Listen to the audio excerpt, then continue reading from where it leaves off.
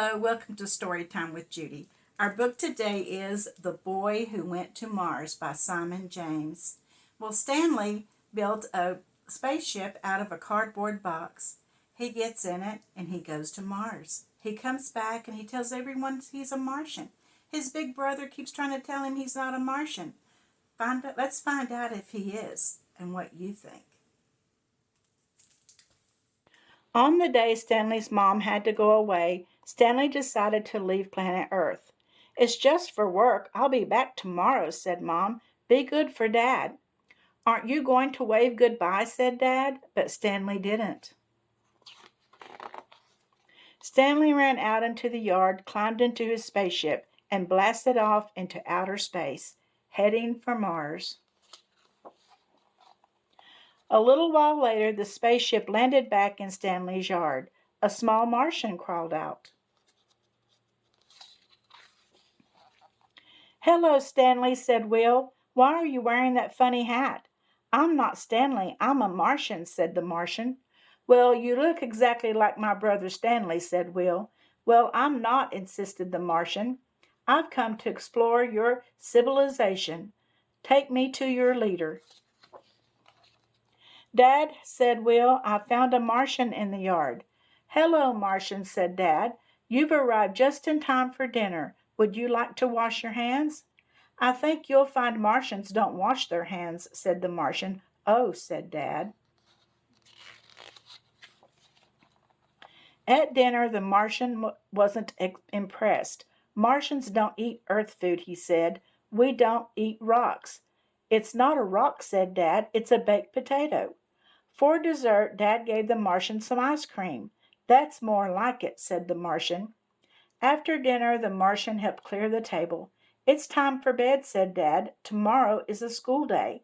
"I think you'll find Martians don't have bedtimes," said the Martian. "I think you'll find they do on Earth," said Dad. In the bathroom, Will is getting ready for bed. "I suppose Martians don't have to brush their teeth," said Will. "That's right," said the Martian, "and we don't have to wash either." That night, the Martian slept in Stanley's bed. Dad came upstairs to tuck him in. "Do Martians always wear their helmets in bed?" asked Dad. "Always," said the Martian. "Night-night then," said Dad. The next day at school, the Martian met Stanley's best friend, Josh. "You're not a Martian," said Josh. "Yes, I am," said the Martian.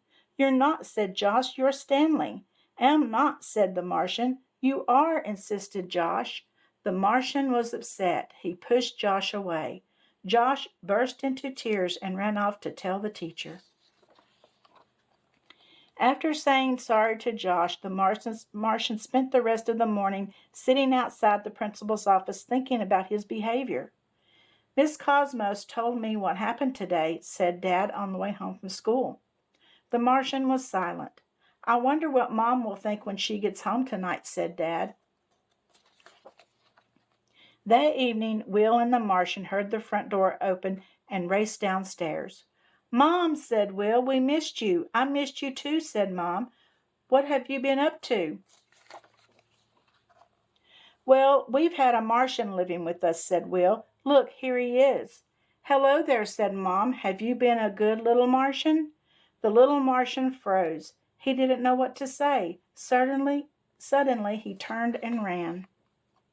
Out in the yard, he climbed into his spaceship and blasted off into outer space, heading back to Mars. Moments later, the spaceship landed back on Earth. Out peered an Earth boy named Stanley. He ran up the steps into the kitchen. "Mom, I've just gotten back from Mars. You wouldn't believe it," said Stanley. "They never wash or eat their vegetables, and they're always in trouble at school." "Well, I'm glad you're back," said Mom. "I missed you." "Me too," said Stanley. "Me too." The end. Well, do you think that a Martian really came back in Stanley's spaceship, or do you think it was really Stanley? I kind of think it was Stanley pretending. I don't know. What do you